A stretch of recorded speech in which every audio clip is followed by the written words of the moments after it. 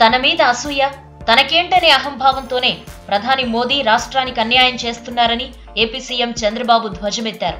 ఈ నెల 30న తిరుపతిలో సభ పెట్టి వెంకటేశ్వర స్వామి సాక్షిగా మోదీ ఇచ్చిన వాగ్దానాలను నెరవేర్చాలని నిలదీస్తామని చెప్పారు. అన్యాయాన్ని ప్రశ్నిస్తే ఎదురుదాడితో విరుచుకుపడుతున్నారని ఆరోపించిన చంద్రబాబు కేంద్రం దిగొచ్చేలా చేసి లక్ష్యాన్ని సాధించి తీరుతానని స్పష్టం చేశారు.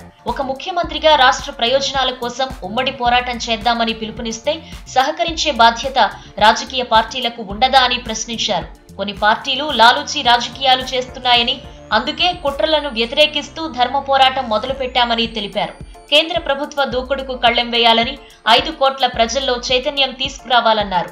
మోదీకి 4 సీట్లు తక్కువ వచ్చుంటే మన మాట వినేవారని, సంపూర్ణ మెజార్టీ రావడంతో అహంభావం పెరిగిందని చంద్రబాబు ధ్వజమెత్తారు. అయితే వచ్చే ఎన్నికల తర్వాత ప్రధాని ఎంపికలో మన నిర్ణయమే కీలకమవుతుందని ధీమా వ్యక్తం చేశారు.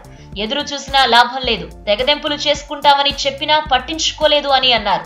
గుజరాత్ లో పటేల్ విగ్రహానికి 2500 కోట్లిచ్చిన కేంద్రం రాజధానికి 1500 కోట్లిచ్చి లెక్కలు చెప్పలేదని తప్పుడు ఆరోపణలు చేస్తోందని చంద్రబాబు విమర్శించారు.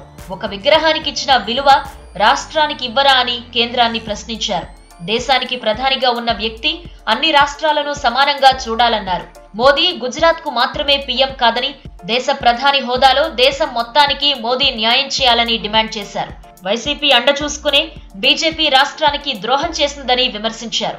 ఒకప్పుడు డబ్బు సంపాదించేందుకు కష్టపడే వాళ్లమని, కానీ ఇప్పుడు ఆ డబ్బును ఏటీఎం నుంచి తీసుకోవడానికి కష్టపడుతున్నామన్నారు.